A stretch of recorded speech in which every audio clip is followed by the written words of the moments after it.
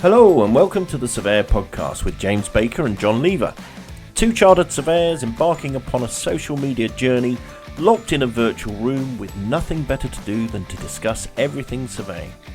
And some things not. Hi everyone, welcome to the latest episode of Surveyor Podcast. And we've got something exciting to talk about. No guests today, just me and John. So we like having guests, but we like having a bit of a chat ourselves as well. But before we get into what the topic is today, I'll hand you over to John for a little bit of feedback. Yeah, we had a recent feedback again on one of our LinkedIn feeds. It was from Sharm Vis-a-vis. No, not going to do it. Sharm, well, welcome, Sharm. Thanks ever so much. And he said, this looks cool. So he didn't name either of us. He just said it looked cool. But isn't Sharm doing the, what do we call it? Is it Work Panda? Yeah, I think his business is Work Panda, yeah. Yeah, out in the Middle East. Yeah, out in the Middle East, yeah. And Sharm, I know Sharm. So hi, Sharm. And I should know his surname, shouldn't I know how to pronounce it, because I'm going to have another go. Sharm sat on the Matrix board with me when I was on that, and when I think he was still on it when I was chair, or he might have moved out to the Middle East by then. But anyway, thanks for your feedback, Sharm. Hopefully you've had a bit of a listen and you're enjoying it. And we must catch up soon, and I'll be in touch with you. Yeah, it sounds good. In fact, actually, I'd like to know a bit more about what Work Panda's all about. Yeah. Another fellow surveyor's up to. Yeah, maybe we'll get Sharm on. Yeah, let's do that. So, Sharm, if you can hear us, if you're listening and you think it's cool, because you said it is, then let's talk some more. Sounds great. Brilliant. That's all the feedback for this time. Right, thanks, John. So today we're going to be talking about the future workplace. Now, this kind of harps back a little bit to our 2021 predictions that we did, episode 2 of our Surveyor Podcast. But this is revolving around a document that we saw came out from CBRE. And we both thought, oh, that's interesting. We'll have a little bit of a chat about that, and just see where it takes us. So I'll let you introduce the first item, John. Okay, so this is broken down into 10 different areas. So should we do one each then? I'll start another one. So it says the first one says remote working is here to stay, and basically what it says is remote work desires are and have been growing. Organizations are preparing to meet employee demand for remote work, and future competition for talent will take place over the battlegrounds of not just flexing work policies, but also flexing work support, such as now stipends. I didn't know what a stipend was. I had to look it up. I don't know what it is. Stipend is? No. We'll come back to that in a minute then. Such as stipend, and I'm assuming that's how you pronounce it. Stipends. I love it when they use big words that we can't understand. Such as stipends, home office equipment, and technologies. Organizations will also need to focus on maintaining and strengthening their culture for remote employees. So I looked up stipends, and it says regular fixed salary or expenses. There we go. So there we are. But yes, interesting. So saying that basically it's here to stay. There's a desire to do it. But what we've got to look at is bringing in future talent or future employees. I don't like some of these keywords. Oh, use all talent. Got to get the talent in. No, future on the battleground. On the battleground. On the battleground. Terminology. You can tell this has gone through the marketing machine. But in principle, I like the idea. So organizations need to focus on maintaining and strengthening their culture for remote employees, which I think is right. I mean, as a business, all my direct staff are remote, and now we've dumped the office and gone for a log cabin. So I'm now remote at home, with a working from home office in the garden. So it's quite interesting, isn't it, where this is sort of taking us? But I honestly think that I agree with what it's saying, but I also think that remote working's been around for a very long time anyway. I mean, I've worked remotely for a number of years. Probably for the second half of my career, I've been doing this for just over 20 years, and I've worked remotely. And even though I go back to the days of when everybody had a desktop on their desk and you had a fixed desk in the office, and yet even back then, there were guys that had laptops. They were massive, by the way, and they used to go out to clients' offices because they were working solely for one client, and they'd go and work in their offices with the laptop, and they were able to, obviously, if they got an internet connection, work from home. But it has been around. I do think it's right. It has been growing. I think it will continue to grow. I think it's more around, for me, the flexible nature of work. Yeah. Do you not also think it's more around the employers providing for home working as well? Because Oh yeah, home working is, oh, I've got a laptop, I'll work at home today, and I'll sit on the sofa or I'll sit on the dining room table. I think this is a step further, though, isn't it? Things like, cybersecurity, internet connections, fast broadband, or maybe, I mean, we're switching over to 5G for what it's worth. Hopefully it'll be worth something. But again, having that backup opportunity, not only have you got a space, but that space has probably been afforded for you by your employer, maybe, because things like I don't know how, I've never traveled into London, but I'm assuming a season ticket to London is quite a lot of money, or to a large city. So if you're now working from home, surely that cost has disappeared, or it will be offset against setting you up at home with a proper desk and a proper printer, and or maybe we don't print things anymore. Well, a few years ago, I did work in London, but I worked from home for an employer. And when I set up my home office, I purchased some of the equipment, but they provided the IT equipment for me. So, they obviously gave me a laptop, they bought a monitor for me, and they bought a printer for me. And I invested in the desk because I wanted to invest in the desk for the eventuality possible that I will become my self-employed self that I am now. So actually it worked out quite well, because I didn't have to buy a desk when I set my business up. But I did that at the time because I got the money to do it, and I thought, well, I'll get an office set up at home. I lived on my own, I think, at the time, and it worked really well. I'd go down to London as and when I needed to go down to London. They paid for my travel because I was traveling there for meetings with clients, etc. And it worked well. And it worked really well, actually. And they had others who probably didn't live as far away from London as I did, in the East Midlands, but they were quite happy to have that flexible approach. And this is what must be getting on 4 or 5 years ago now, but it worked really well. Do you think designs, I think we've probably talked about this before as well, though, just probably in passing anyway, but do you think the design of houses is going to change? Potentially, yes. I think that will.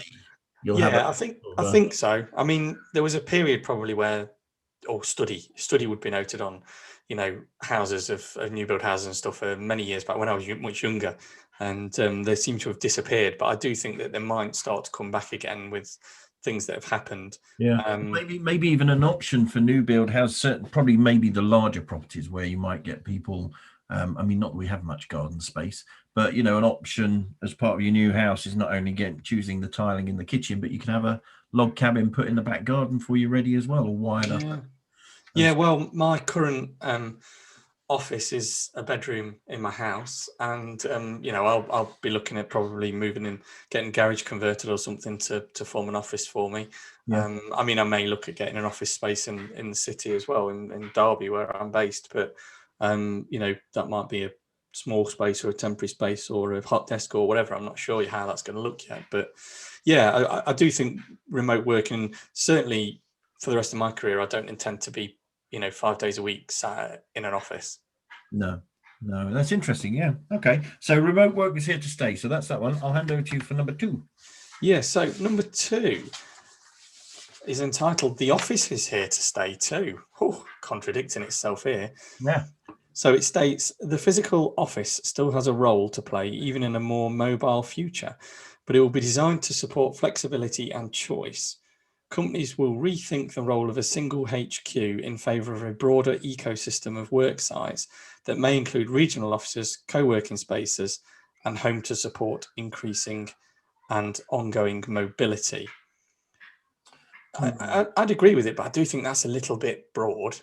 Do you think this is the WeWork idea, where you've got lots of people turning up because they want a bit of social interaction? You come and have some meetings, sit down, have a chat, but you actually go home, quiet place to do your work proper. Do you think it's a bit like that? Yes, I think so. I mean, there's a lot of places like that. Surprisingly, Derby's not a big city, but in Derby we've got loads of places like that. In fact, I've been eyeing one up that potentially I might consider, taking a desk or some other space in myself. and they have shared working spaces, they have hot desking, but they also do have private offices, and they seem to be growing in popularity. This particular model that they've got offices, one in Derby, one in Nottingham, and they're just opening a new one in Sheffield. So, they're filling their sites and getting lots of interest from them and buying new property to, refurbish and turn into these types of spaces. So I do think that is probably what it's going to look like. I think the comment about the role of a single HQ, there's always going to be somewhere that's classed as HQ, but it might not be a shiny desk somewhere, a shiny boardroom somewhere. Yeah, but it won't be probably as it's always been, with a huge office and, down in London with, 200, 300 people working in the office or whatever it might be. Yeah, I mean, that could be now. I mean, I guess to a certain extent, that could even now be a nice building out in the countryside somewhere. Yeah, could be. Bringing clients to your head office in somewhere which is a little bit more picturesque, a bit more relaxing.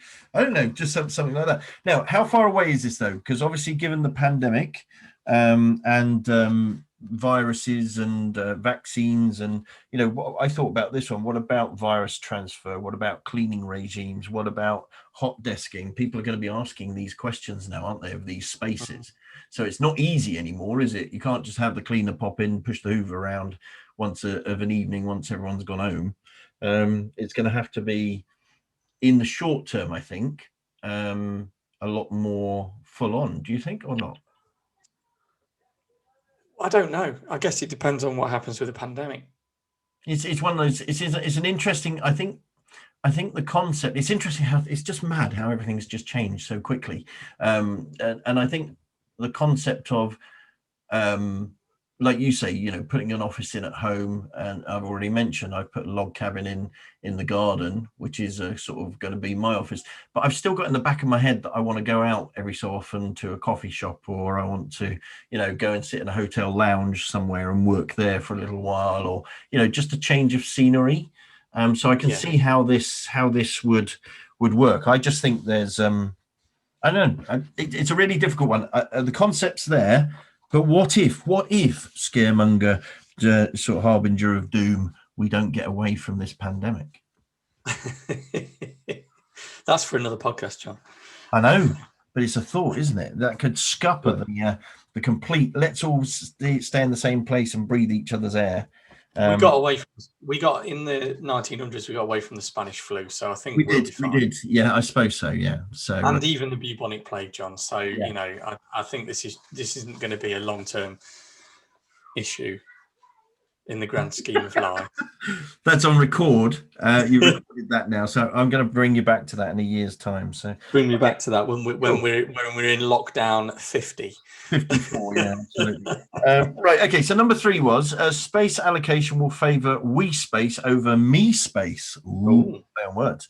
To influence employees to use the office as their destination of choice, occupiers must rethink what their offices can deliver and what is unique compared to the experience of working remote. The office's new purpose will be to provide a venue for community, culture and collaboration. Employees will spend less time on individual focused tasks whilst on site and more time collaborating. This is kind of what we just said, really, isn't it? Collaborating, networking and socializing. The composition of the office will adjust to reflect this change. So they've got here, they've got a kind of a breakdown of, activity-based work was sort of 50% of me space, and then it's moved to team-based work goes down to 40%. Event-based work goes down to 15% of me space. It's more collaboration, more open. So I think that kind of comes back to the previous one, really, doesn't it? If the office is here to stay, I think it's going to be more of that meetings and social interaction time, not the actual, serious thinking, brain work type work, is it? Yeah, I agree with what they're saying, if I'm honest. I think they're right. I think that's how it will look. The figures that they've got in this report might not be quite right, but I do think there will be a mixed bag of what the purpose of that office is, and I don't think any of us can maybe predict what it will be at this point in time. But yeah, I would agree that that it's going to certainly change. It's not going to be an office like you and I started our careers in, that's for sure. No, indeed. And also, I think, interestingly, I mean, we've been doing this on the APC Roadshow, talking about character types and individual kind of working sort of traits, etc. It's going to be different for different people, isn't it? Some people are going to thrive on a buzzing, busy, noisy sort of space. Others are going to want to, hide away in a corner somewhere. So there's it's interesting actually as well. I don't know about you. I'm quite happy in my own company, whereas other people aren't necessarily, and they need others around them. And I think we've seen a lot of that with the pandemic and sort of the increase in people's concern about mental health, about not getting out socializing and all these sort of things. So I think, again, these predictions are great, but what we've also got to put into that mix is that no one person is necessarily the same. So you just like your own space because you don't like other people. That's all. Well, that's true. Yes, I'm in an industry and in an employed, or I'm in a working environment where I have to have very little interaction with people. But I must admit, I do like interaction with other people. I'm comfortable with my own company because I lived on my own for many years when I was younger, so I got used to it really and quite enjoyed it. And I am comfortable with that, but at the same time, I do like to interact and mix with other people. And sometimes, depending on what work task I'm doing, whether it be writing a building survey report or who knows what it might be, of many different things. Sometimes I need to concentrate, get my head down and need a bit of quiet space. Other times, quite happy for a bit of buzz in the background or, a bit of music playing or whatever it might be. And it depends on the task that I'm doing, as to how that sits. I certainly think if I went into an office that was a shared space with, say, lots of other businesses, maybe, lots of other people, then I would, the hot desking type that we maybe mentioned before, then only use that for certain types of work that I was doing, and then the others I'd probably use a quiet space at home. I think. Yeah, I think as this is suggesting. Yeah, to be quite honest, but yeah, I think it's right as well, and also there's something in part of me also thinks it's kind of feels a bit wrong, because surely at work you're there to work, not there to talk to people and to socialize and things, and that's a bit old-fashioned, isn't it? Yeah, it is very old-fashioned. But that was kind of the mentality when did I start work properly? 1990. And this comes back to our comment that we've discussed. We probably talked about this in our predictions earlier, where sort of employers wanting bums on seats, and if you're not there, you're not working. That sort of mindset having. And I still think there's going to be quite a lot of employers who out there are old-fashioned in the manner that you've just described, and they will want staff there 9 till 5 days a week or whatever. And but I think that they might find resistance from people, certainly younger people, because younger people will. Let's face it, I think younger people have probably been impacted quite severely in this pandemic. Without a doubt, yeah. And I think that they will resist maybe, certain or inflexibility, shall we say, and by that I mean not having the ability to work from places other than an office, and also having to be in the office 9 till 5 days a week and things. As surveyors, I think our roles are very, very they're made for flexibility anyway, because we're out on site, we're visiting clients. It's a very flexible industry, isn't it, in that way? That's one of the reasons I went into it. So I think it's important. But I think some employers will probably fall foul of it, and people won't want to work for them, and they may have to have a change of ethos. But we'll see.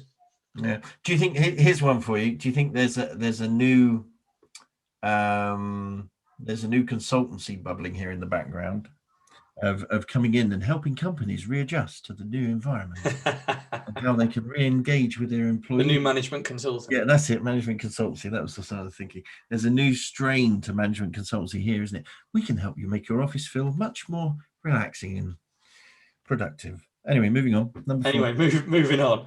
Yeah. So number 4 is conferencing will adapt to, in quotation marks, mixed presence collaboration. So who knows what that means, but we shall read what it says. Technology that connects on-site employees to remote employees will become standard builds in conference rooms. Tools such as virtual whiteboarding software, smartboards, synchronous synchronous and asynchronous communication platforms and large format telepresence devices will lessen the disadvantages of virtually joining an in-person meeting. I've got some insight into this, and I do apologize for my incorrect pronunciation. Well, I was going to say, mate, this is challenging us just on reading. It's just reading it. I mean, it's been a long week, and it's only Wednesday, so anyway, so now I've used virtual conferencing, obviously, as everybody has now, but prior to the pandemic, at my former employer, in my last role, we're quite forward thinking in the use of technology in the business, and had really state-of-the-art conferencing facilities. And I was able to, in working on a project, so the project team were largely based in Leicester and Leicestershire, and the project itself was based in where was it based? Wiltshire. So it was good 3 hours to get to site, and the client was then based in Dorset. So it was a good old spread sort of thing. And I actually held project team meetings, or design team meetings as they were at that point, in our conference room in Leicester, where those that were based nearby could come in, and the client could dial in, and we could all see him on screen, and he could see all us on screen. And the conference facility worked. It was like we were all in the same room, and you could kind of share documents and stuff and show stuff, and it works really well. And I think with the use of Zoom and Teams and everything that people are using now, I think you will find that there'll be a lot more of this type of work where some people will attend the meeting, some people won't. Yeah, no, I agree. I mean, I think technology has taken that leap and bound into, it can kind of do quite a lot of stuff more than it could a year ago. I mean, I think it could do that. I just don't think anybody knew how to use it. And nobody really wanted to use it. And I think now people have realised the time saving it can make. Although I do find I'm having more and more of these video things, and it's getting a bit much. But I don't know whether that's just because of the nature of being busy, or whether that's just because it's so easy for people to have a half-hour catch up over Zoom, and so they happen more frequently now rather than a phone call. I don't know. Yeah, well, I had this conversation. Again, I talk to too many people. I had this conversation in my, let's say, in my head, for the purpose of what we're talking about, where actually, I don't mind sending an email, but sometimes I think it's easier just to pick up the phone and have a chat. But I'm actually favouring the online face-to-face meeting speaking call rather than a phone call. Oh no, it's really weird. No, in my head, I like to have a face-to-face chat. You see, I like both. I do. I still use the phone as much as I probably have video calls, because I have, people I've never met before will tend to phone me, new inquiry or whatever it might be, or a new client that I'm dealing with, and I'll have conversations with them over the phone. Even people I know, we'll have conversations over the phone, and they tend to be much quicker conversations than, say, a face-to-face meeting over a video, like a Zoom or a call or whatever. They tend to be a bit longer. So I like a mixed bag, because, to be honest, I'm spending that much time at my screen. There's not a lot else we can do, is there, these days? During lockdown, I've had enough of staring at screens. So it's I say that as we're recording a podcast on staring at a screen. I mean, just think, let's take technology on a step or two then, because obviously I'm a bit of a geek and I like my tech.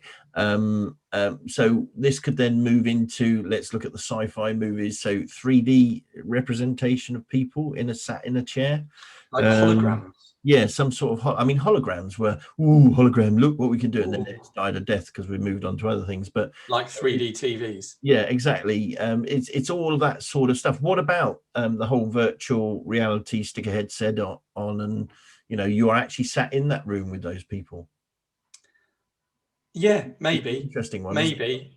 Well, if you use Teams has got a weird function on it. Have you seen it? It's got where it's basically you've got your different gallery views that you can choose from, but they've got one. I think it's a beta version or something. Yeah, I saw that. Yeah, where you've got them, and it's like it's a lecture theatre, and they're all looking at you. It's weird. Yeah, I know. And it's a load of chairs, and it's then people's just floating heads on those chairs. Weird. Yeah, it's like one of my friends is in event management, and that's a typical sort of virtual conference. They're trying to do that sort of thing as well, where so you're trying to replicate the actual conference. Why not improve it? Well, exactly. Him coming from an event management company goes, it's a pile of rubbish. It's a gimmick. trying to buy into, whereas actually it'd be better to use something like Zoom with breakout rooms where you can have chats together, and yeah, those are becoming more. I've noticed things I've been attending, and there are breakout rooms, and you go to this, you follow this link, and you go into a smaller room with other people. Yeah. I was like, what? So we've got, it's like when, when we go to our big RICS things and we'd have breakouts and you go to different rooms. Exactly the same as that. Yeah. It's exactly the same, but it's virtual, and it's like, I just found it weird. I thought, what's going on here? Yeah. And the event runner or organizer can drop in and out of all the different rooms. Yeah, it's quite interesting. It's it's an interesting way of doing things. I think with that though comes still more training and maintenance and making sure that it works. And obviously the other thing, we've got a problem here which you might not see in some of. I mean, one of my friends is working on this big project out in Saudi called NEOM, which is like brand new infrastructure and all this. It's bandwidth, isn't it? Being able to have the right bandwidth, and we haven't got that yet really as well as it needs to be in this country. So interesting. Very true. Yeah, very true. Okay, shall we go on to number 5? Yeah, let's go on to the next one. Okay, so number 5 says amenities strategies will focus on hospitality and services. So to create a magnetized office, not sure I'd want to live in a magnetized office, that people want to come to, amenities will focus on creating a welcoming environment, supporting employee health and well-being, and enhancing the convenience of working on site. So this is again, there is a theme going through this, isn't there, that we're seeing. And also this brings us back to the whole inclusive environment sort of experience. One of my clients based in London refitted their office probably a couple of years ago now. It's at least a year that I haven't been there to see them. And they did the whole spatial thing, and one of these living walls where you got moss growing on the wall or whatever, a light and all those things. So it suggests you'd have things like genius bars, concierge services. What on earth would you want to use a concierge for? Goodness me. Could you well, maybe have your shoes cleaned while you're there? I don't know, something. A mail center, as in a letters, not as in not as in. I just thought I would full of that. Okay, that's interesting. A copy print center. If we're trying to move away from paper offices, I'm not so sure about that. Wellness and meditation rooms. You say that, John, and we've both got printed copies of this document. Oh, I know. It's shocking, isn't it? I think that's showing our age, though. But on the whole, though, you wouldn't print most of what you have nowadays that you used to print, would you? True. Yeah, and I was annoyed the other day where I had a failure print go to my print machine, and it worked its way through a ream of paper without me noticing. No. So I was really annoyed at that. So in the past, you would have gone, yeah. Nowadays, you go, oh, for goodness sake, So that's now shopping lists and scribbling paper. But annoying me. I'll let you continue anyway. Yes, indeed. On-site health clinic. Well, we'd need that, wouldn't we, to keep our vaccinations and jabs going. Creativity zone. Oh, soft seat. Is that somewhere to do colouring in? I was going to say, is this now Google and the sort of, that sort of mindset of you can go and play and be creative? I don't know. Maybe it's just not for our industry. Maybe we're not that creative. Who knows? Quiet zones. I could see that. Outdoor space. Yes, I could understand that. A coffee and juice bar. Full food service. Well, it's always quite good to have someone else make your food for you. Grab and go snacks. Conference center and a fitness center. So we've seen places, again, coming back to the likes of sort of WeWork and stuff. You see the fitness. You see the bar, the coffee bar. Yes. All those things already there, aren't they? We have definitely seen places that have some of these, but probably not all of them. Yeah, I think there's some new stuff in there. Yeah, definitely. Yeah, I mean, wellness and meditation rooms is probably a new one. On-site health clinic, again, probably a new one. Creativity zone, I mean, I can't even get my head around what that would be. But maybe that's just because I'm a building surveyor and I'm too technical and I'm not creative. A sofa with the ceiling cut, painted blue, sky blue. There you go. I mean, I could have done with one of those today probably, but so, who knows? Maybe I'll get one of those in my house. I've seen many of these, and I mean, I'm going to level with you here. So I mentioned earlier about this workspace in Derby that I'm half considering whether I move into that with my business on some sort of basis. One of the things that appeals to me about that place is none of this creativity zone or health clinics, wellness rooms, coffee and juice bar, but it's not coffee and juice, John.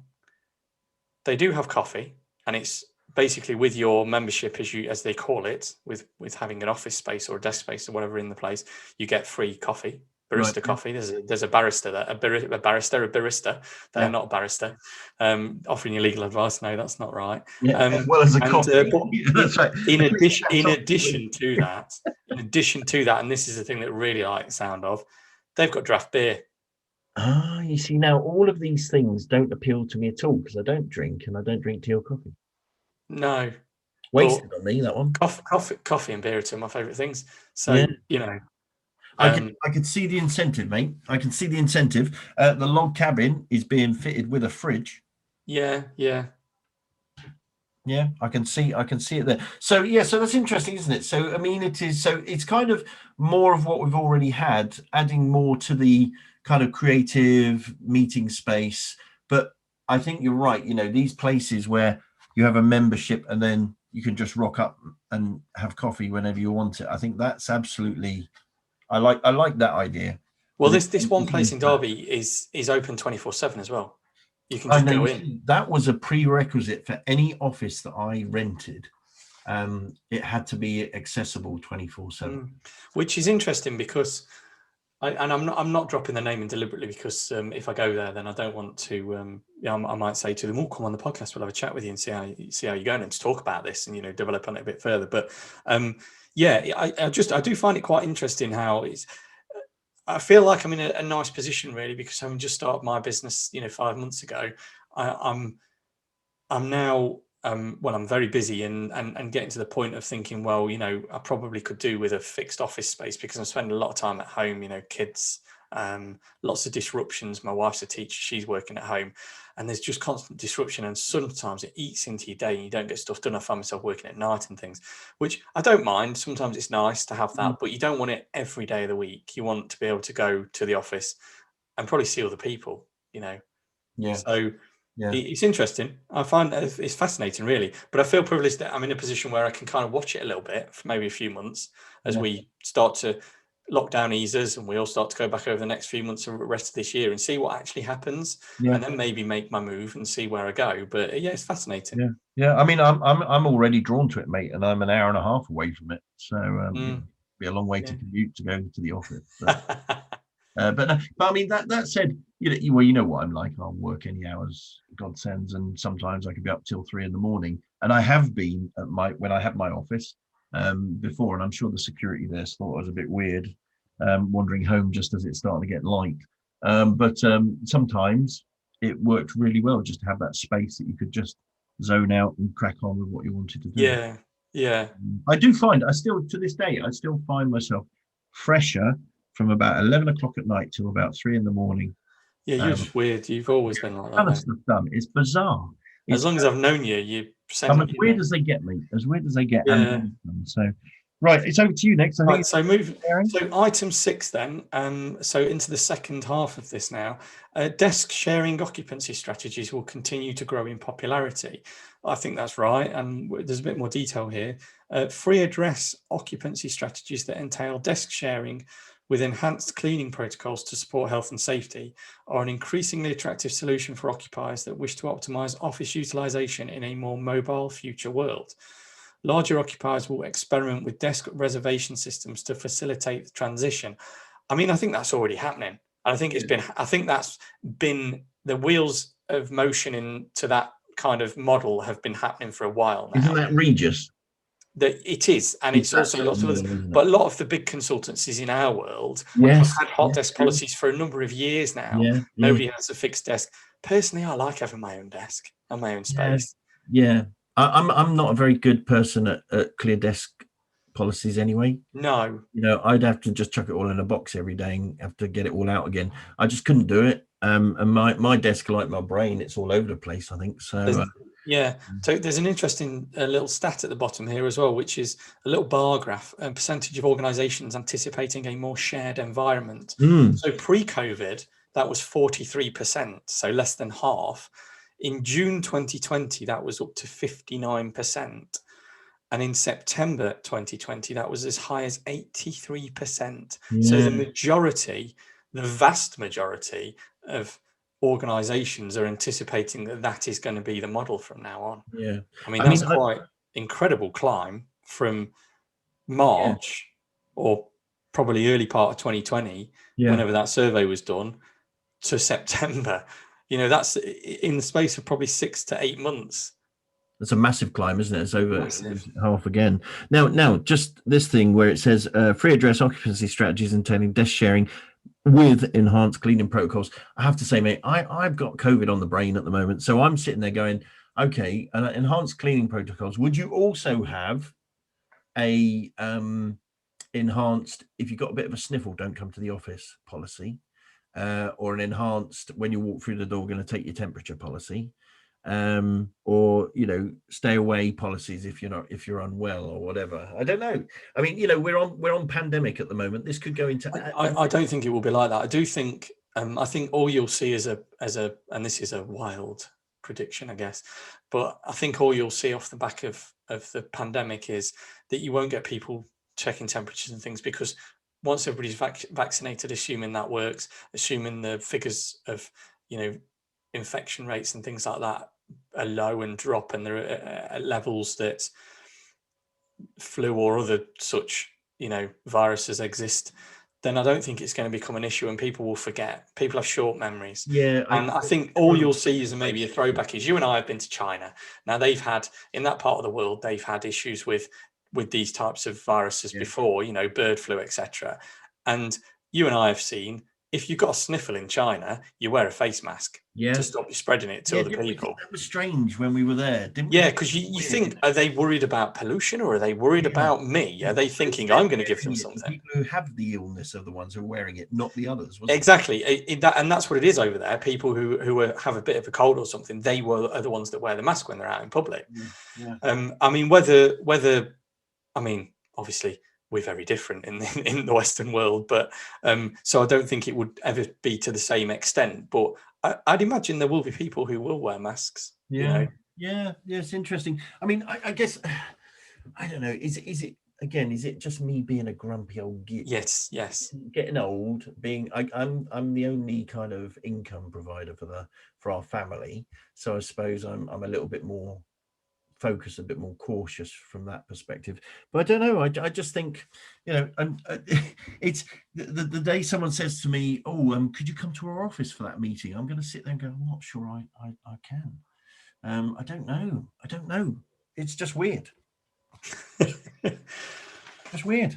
And it's just, and what it's imposed on us, you know, we've had a year of this sort of I wouldn't call it oppressive. I'm quite enjoying it. I've had enough. You know, I'm quite happy. You know, and sort of, it's all right. We can do it online. I'll do it from home. It's fine. Don't get me wrong. I'm quite happy with things, I'm quite happy in life. But I've had enough of not being able to go out and do anything, not being able to go out for a meal, not being able to go to the pub with my friends, or go to an actual meeting, or do a bit of actual face-to-face networking with people. Yeah. No, all of that, I'd agree. That it would be kind of weird, won't it, to do it? And the first time will be a bit odd, I think, and people will keep in distance from each other. But I do think people will soon forget. Yeah, I think look what happened last summer. Yes, indeed. Right. Okay. Number 7. So employees will demand more elbow room. Now, this is quite an interesting one, this one, because we'll come back to my thoughts in a minute. So the pandemic will have a lasting impact on employee consciousness with regard to health and well-being in the workplace.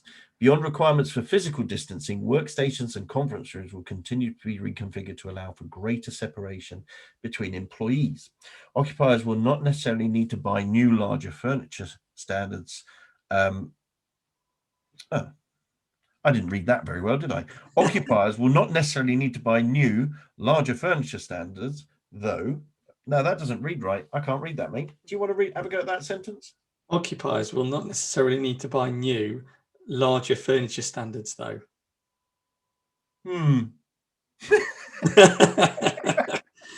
Right. Okay. So occupiers don't need to buy new standard or new larger furniture. This isn't an English podcast. Yeah. No, indeed. Yeah. English language with surveyors. Forget it, mate.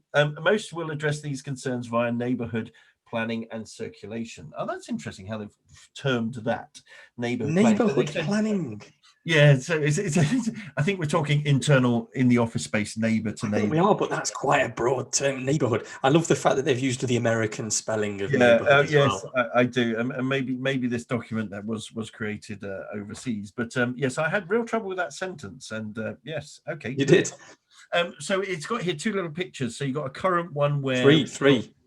That's three true. technically little pictures. That's true. Yeah. So you've got a current one where you've got like people kind of elbow to elbow or seat next to each other and in a pod, but then you've got versus a lot more space versus then little kind of group pods. Now I've seen those group style ones where you've got 4 desks bolted together with someone sitting on each corner, as it were, before. So I don't. I have, and that's nothing new. They've been used previously. Yeah, interestingly though, partitions look to be a bit higher between the actual units, don't they? Yeah, maybe. Yeah. So employee consciousness of health and well-being in the workplace beyond the requirements of physical distancing. Now, so when this first started, the whole pandemic back in March 2020 was really kicked off, I guess, for us here. I was chatting with a lot of people about going, oh my goodness, what we're going to do? We're going to have all this office space available, because no one's working in the office. What a company's going to do? We're going to have a glut of office space, and so that side of the industry of new offices and everything is going to die a death. And then I got talking to some people who are going, right, okay, well, we've been looking at policies of getting staff back into the office, but what we used to sit 50 people in, we can now only sit 10. So it was like, oh, hold on a minute, we're not going to have a glut of office space. We're not going to have enough office space because we've got the social distancing going on. So, it's an interesting one, isn't it? So I think, again, do you think short term they'll demand more elbow room, or do you think it will just be a long-term thing? I don't know, to be honest. I mean, I've never liked to be on top of other people when I'm in the office. When I'm, I like to have a decent sized desk with plenty of space around me. Yeah. To be able to work, depending on what I'm working on. I mean, if I'm, dealing with a construction project or something and I've got lots of drawings and things, then you need a bit of space, to open them. And I've probably found in my career that the desk space and the space you do have has reduced and reduced and reduced, rather frustratingly. And then they give you a space somewhere else where you went and put your drawings out and things like that. But if I was doing that, I'm not then at my screen with my computer. And I know you have a laptop, but it's a smaller screen and sometimes you want a bigger screen. Yeah. So I don't know, to be honest. I think it'd be a personal thing.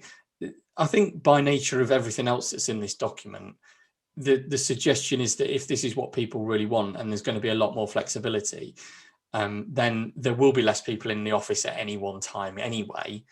And therefore you will have a bit more space. Yeah. Do you think office furniture is going to change and be a lot more demountable so it can be moved? Probably, yeah. Because I would have thought you'd want the flex, because I've been in open plan offices before where, the whole office has been set up and your desk is rigid, bolted to the floor and you're done. It's a bit like McDonald's. You can't move those funny little swirly seats because they're bolted to the floor. Yeah. No good for fat lads like me, because the dimension between the seat and the edge of the table is sometimes a little bit uncomfortable. It's not always good for skinny lads like me either, John, because I can be a bit too far away from the table. So that doesn't work, does it? It might not. So I think furniture and the whole office setup. Now, the other thought was, would we stay open plan or would we end up going cubicles back into individual offices? I think there will be an element of that, but no, I think largely speaking, open plan will stay. Yeah, I've worked with clients again who have done their own offices and are being very much a hot desking environment where they've given staff then a locker to put their stuff in. Yeah, I've worked in places like that. That's quite weird because the number of times that, that's in my locker, and they open the locker up and everything piles out. Yeah, there's loads of stuff. I've worked in places like that where they give you a locker and you put all your stuff in your locker, and the locker's never big enough to put all your stuff because regardless of how you try to go paperless and whatnot, you will always inevitably still have a load of paper. And because there's nowhere to file anything anymore, you put it in your locker in those situations and it becomes a nightmare. I can see the theory behind it, but I think it doesn't always work overly well. And some people it will work really well for, and others it won't. And me personally, I was never a fan of that. Yeah. And again, coming back to the office I'm now setting up for myself at home in the garden, I'm going to have a desk and big screens that I'll plug my laptop into. Well, I've got a desk and I've got one screen at the moment, but I'm considering purchasing one of these big widescreens you can get now. Yeah, I've already got a sort of a wide screen, but a curved one, and I was going to get another one and have the two next to each other. Yeah, I was considering getting one of these ultra wide, curved screen things. Oh, one of those, really wide ones. Yeah, they're quite cool, aren't they? Yeah, quite cool. Plenty of room to put everything on and all your documents and different things and compare drawings and all sorts of stuff. Yeah, no, that's a really good idea. And I think for you, building surveying with drawings and stuff, that would be quite cool. Yeah, for the party wall and the project management stuff and that I do, and even when I'm doing my own drawings and things, it'd be really useful. Yeah, because my Mac will now allegedly drive 3 screens, as if you're kind of just scrolling from one through to the other. So it's the way it's going, and I think, if you like, screen size, I think is where you will get your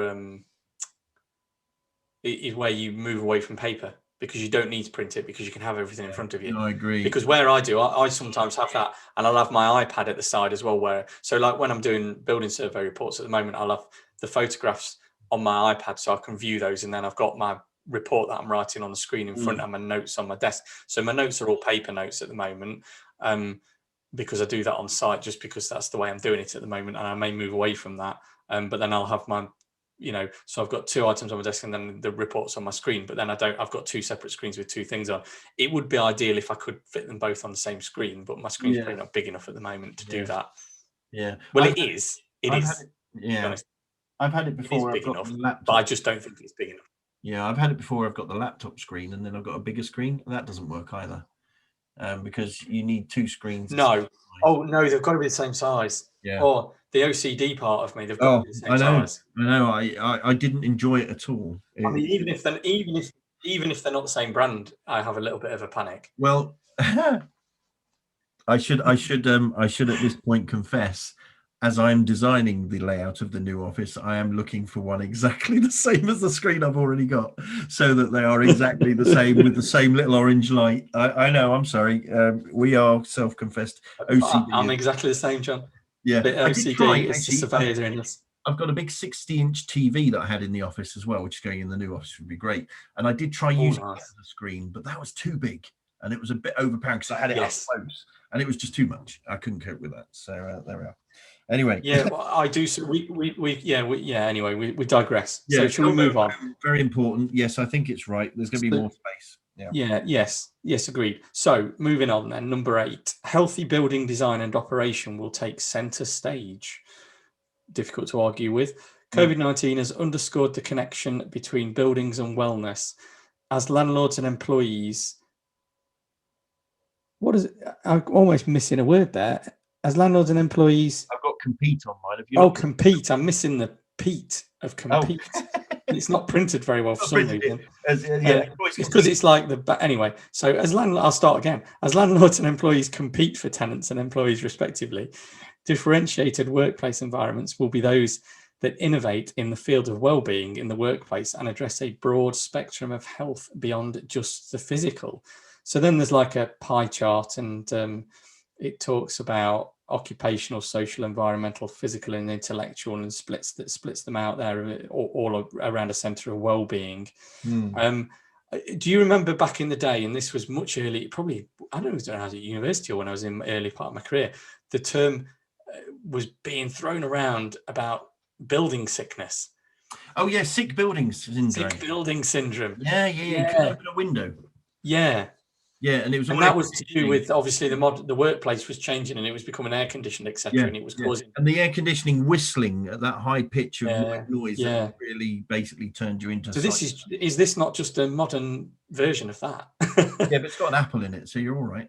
Well, yeah, it's got an apple. No, it's interesting though, isn't it? I mean, it says under occupation, it says contributing to our careers to make a positive impact on the organisation where we work and in the communities that we're engaged. And then I don't understand what that's got to do with building design and operation. That's more a personal thing, isn't it?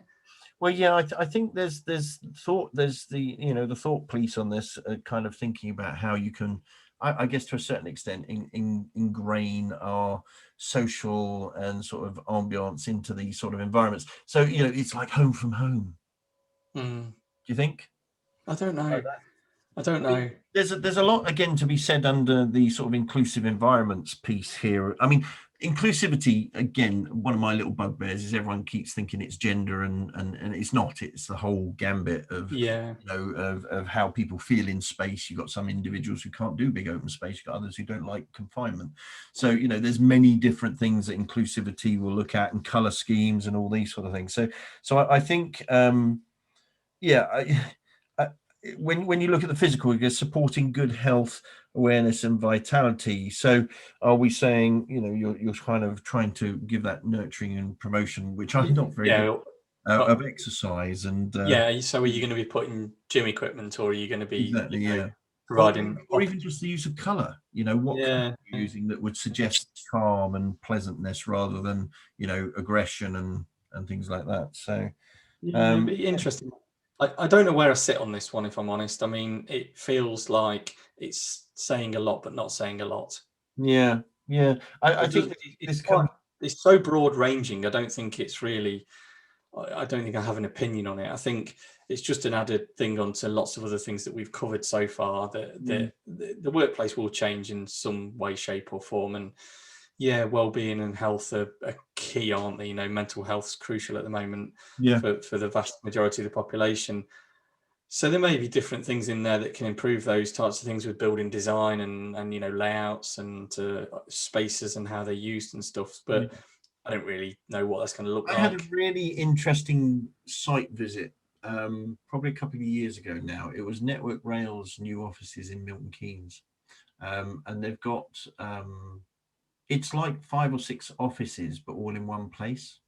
So you've got a bit of like a market street or something it was called. I can't remember now. But you would have this space, which was a massive atria, full height of the building. And it was probably 5 or 6 stories high, something like that. But you kind of walk through this little street, and there'd be different departments and different bits, different parts of the business off different places. There was a library, and there was like a restaurant area and a coffee shop and seating area. So as you meandered through, and the street was color coded to depending on which area you're in. And years and years and years and years and years ago, back in the mid-90s, I worked at one of BP's big offices as well, and they organized everyone. It was brilliant. We were organized in flocks. You ever heard of that before? No. Yes. What, so like birds? No, or sheep, I guess. Or sheep. But yeah, you had every desk had a location based on floor, which part of the building it was in. So for the mailman, so you could always find where things were. Yeah. An internal mail, you could send it to your mate on the other side of the building by just the reference, But yeah, you were organized in flocks, and there was a restaurant area, and there was a gym, and this has been around. What's that, 90s? This has been around for 30 years, mate. So it's what is changing, I guess, the interaction, the communication, the speed of communication, the social sort of side of it, I could see, but the environment and the physical side, I think, been there, and I think all it's going to do is just change to be a bit greener. I mean, they did have live plants, but got rid of them because they got bug infested, and we ended up with plastic plants on top of all of so to make it look green. It was interesting in that sort of, it was a different environment from the stuffy old stone 1900s house that the office was in. I was going out to this client's office, big area open space. So it's interesting how that mindset's been around for quite a while already. Yeah, a lot of these things I think have been around for quite a while. I just think they've probably radical, I guess, at the time. Now and they've probably just not been mainstream and widespread, and but people are now considering these things in bigger numbers, I guess, because of everything that's happened. Okay, number 9. Okay, so number 9. Okay, is it my go? Isn't it? It is your go. How we define and measure workplace performance will change. Now, this, I think, absolutely, there's some mileage in this one. If workplaces exist to support the business enterprise and the people who occupy them, then success metrics should present a balanced scorecard and align a broader company goals. People-centric measures will become more common in the future to reflect the holistic intentions of workplace design. So it talks about commercial real estate metrics, which I don't understand masses of, I think, but I'm thinking it's more about occupancy levels and understanding how your building is performing, but also will that then, measure, it says workplace performance here. So people-centric measures will become more common. So we're looking at more how that workplace design holistically works better for people so they can interact better. And it gives us a few points here. So occupancy cost per employee, looking at desk space or square footage or square meterage per employee, desk sharing ratios, percentage of open space to enclosed space. So this is more about the building owners' measure of profit, I guess, or success of their building. Is it occupancy levels? And if you've got a building, you want it full, don't you? Yeah. Do you think there's an element in here as well of the term smart buildings, if you like, in that there's obviously a lot of modern buildings and things have building management systems and the advent of technology and things, and there's going to be more measurement devices and things in buildings to record all manner of different things, with everybody having smartphones and things. And I wonder if there's an element of that in here as well. It'd be interesting to see what happens with it, given technology nowadays. Then clearly that the as it says, how we define and measure. So I think the measurement side of things, the measure workplace performance, that will change. It's bound to. It has to. Yeah, this is the whole big data piece, isn't it? Now, remember when we went? Yeah, that's what I was trying to think of, John. When we went to the World Built Environment Forum. Now there was a sideshow. Sideshow is probably the wrong word. I like to call it sideshows, where you've got lots of people with their horses and doing sort of rides and jumps. No, a lot of people with their sort of with their business booths. You go and have a chat with people about different things.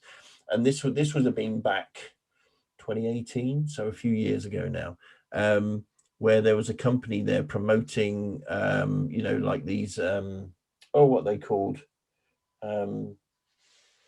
basically, like your chip and pin in your card. Yes. Those chips that I can't remember, IFR chips or something like that they're called. So basically, you'd have that in a hard hat or in some tools or on a piece of equipment or something. So you could it was there was an element of health and safety. If it's in a hard hat or something, then someone's on site or off site. If there was an evacuation, but then there would be the worry of, actually I'm being watched over by Big Brother. Whole Big Brother thing, isn't it? Yeah, exactly. That's the thing. Exactly. I don't think we'll ever get to that, because I think in the Western world, we in countries like, and I think the demonstration has been with how the pandemic's been managed in certain parts of the world, you can kind of see the difference, can't you, between maybe a communist state and a Western type environment, where people will do as they're told in certain places, and in others they don't necessarily, because they like their freedom. And even you've had the Prime Minister talking extensively about our freedom as British public. So I think elements might come into it, but I do think there'll be because these tools are all useful for managing certain things. It comes down to like timesheets and stuff, isn't it? And I think the technology will be that, if that's someone sat in that seat, then the building management system knows there's someone sat in that seat. You log in and log out, you swipe in and out with your card. I think, and I think if some of these workplaces do become, as they've suggested in this document, then that is a must, to recognise if you've got a hot desking type facility and you've only got, 50 desks and somebody turns up and none of them are available, well, they've had a wasted journey, haven't they? So they'd need to know remotely if there were any desks available, and how would they do that? Well, use of technology could tell them that. Yeah, and we've seen for many a year sort of meeting room management systems that you've booked, and it's got your name on the little screen as you go up to the meeting room, and you've got your little block of time that's slowly disappearing, so you've got to get in and get out, sort of thing, isn't it? It's interesting. I kind of thought here as well, will the mindset change for employees in this way as well? Maybe if we're trying to make a more organic space but then still measure it, it's interesting to see how you would square that circle, really. Interesting. So yeah, so all this lovely stuff, and then actually we're still coming back to we've got to make sure the building's working for us, which is right. And, which is right. And yeah, it is. So moving on to number 10, the final one in the report. Partnerships between CRE, HR, and IT will strengthen. More than ever before, delivering a high-performing workplace experience will demand. I tell you what, we've done a shocking job of reading today. I'll tell you, mate, this is English 101, isn't it? I mean, this is shocking. We've done ourselves no favours. People now think we're illiterate because I've always said I'm not the cleverest sort of. Neither of us can. My education tells you that I'm not either. Yeah. I'll start again. Yeah, go for it. More than ever before, delivering a high-performing workplace experience will depend on the thoughtful integration of space, people, and technology. To navigate this interdisciplinary field, we will likely see an evolution of the role of head of corporate real estate towards a more elevated and of chief places officer. So a new role, chief places officer, no longer head of corporate real estate. It's a more friendly title, I think, chief places officer. Do you not think it's just a title for a title's sake? Yeah, probably. But anyway, the top 5 skills of a chief places officer. Would you like to know what they are? Yeah, go for it. Yeah, tell us. So, number 1 is superior command of the core business. Number 2 is financial acumen. Number 3 is exceptional collaboration and partnering skills. Well, if you're a chief places officer, I mean, I think that should be probably higher than number 3. I would have thought so. Number 4 is a forward-thinking visionary. And number 5 is leadership skill born in brick and mortar, but with an emphasis on hearts and minds. Now, the hearts and minds piece we've had going on for years, haven't we? Wow. I do particularly then like the graphic. Yeah, no, that's good. Yeah, sort of with a shadow of a superhero. Yeah. Yeah. No, interestingly, number 6 could be ability to read correctly. Yeah. Yes, it could be. Yeah. So unfortunately, neither of us have excelled at that today. I have to say, having the title chief places officer, it wasn't high on my list anyway. So, but interesting, isn't it? Yes, it's an interesting one, isn't it? So you've got commercial real estate, HR, and IT link strengthening. So again, it's coming back to how you're managing that building. So yeah, okay. So building wellness, people in the building wellness, hearts and minds. You're making, again, it's coming back to, we're trying to build a workplace here that is home from home. Yes. So it's not a chore to go to work. It's not a chore to work from home. I'm still enjoying my job. It's about, do you think this document has an underlying tone of we just want everyone to have a lovely time?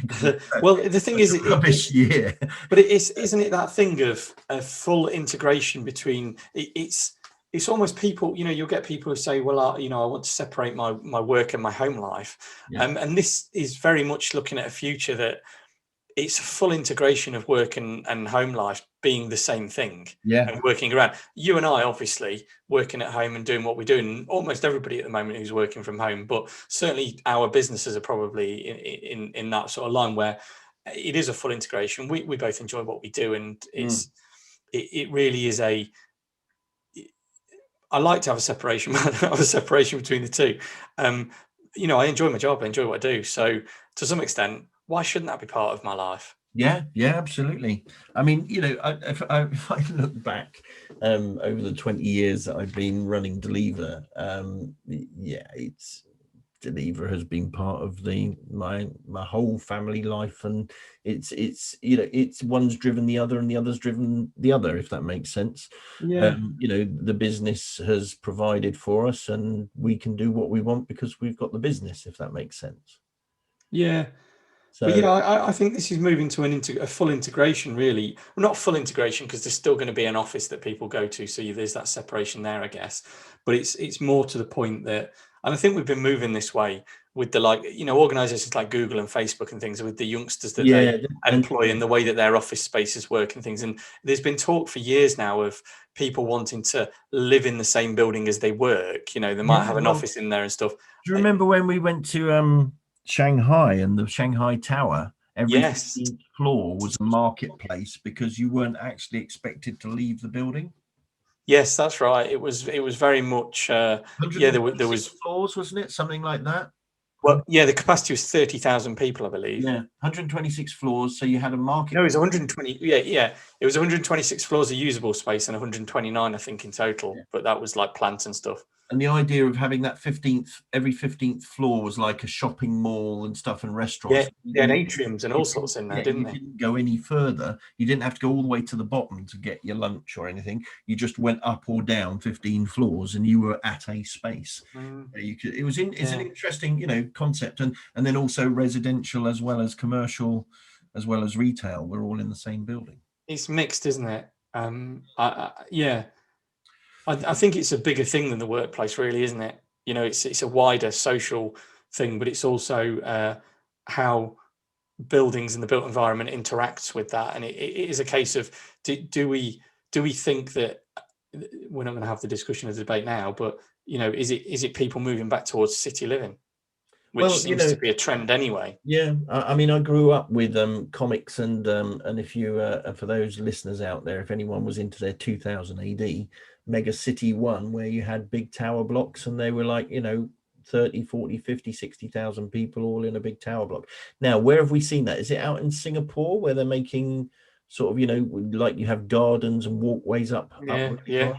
Now, I've never been to those. I'd love to go and see one of those buildings. I'd love to have the experience of walking around at 30 stories up or whatever it is, where you've got a garden area and but yeah, is it not making those sort of environments where it is all living in that sort of city sort of. I think those are much bigger changes, and I think they'll take time to come to fruition. The workplace, I think, will see quite a change over the next year to 2 years. I think there'll be a huge change in the workplace and what that looks like, and then it will become, that's just what it will become. But I think that's just largely because of what's happened in the past 12 months, really. Yeah, and again, would it come down to what disposable capital you have, to what sort of quality or style or sort of environments? Of course it will. It always does. It'll come back to that, won't it? Yeah, always does. There's a project south of the river, just over from the House of Parliament, that I saw a few years ago in London, and that was very much you had commercial in there, but you also had residential. And the residential, if you were a resident, you had the gym and the pool, and you had the bowling alley, of all things, as well as you had restaurants and things at the lower levels. And that was quite interesting, that whole living environment was fantastic view overlooking Houses of Parliament from the other side of the river. But yeah, we're massively expensive. I was just thinking this. So we're talking quite broadly now, but this is termed the future workplace, but it's not really, is it? It's talking about offices.